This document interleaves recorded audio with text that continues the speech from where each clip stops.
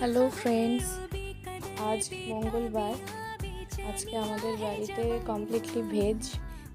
তো আজকে দুপুরের লাঞ্চের মেনুতে মা করেছিল হচ্ছে জিরা রাইস, তার সাথে আলুর দম,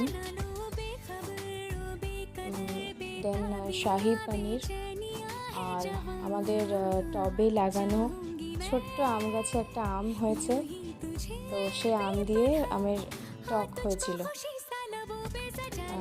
লাঞ্চটা খুব সুন্দর হয়েছিল, প্রত্যেকটা আইটেম একদম ফাটাফাটি। লাঞ্চটা জমে গেছিলো আজকে।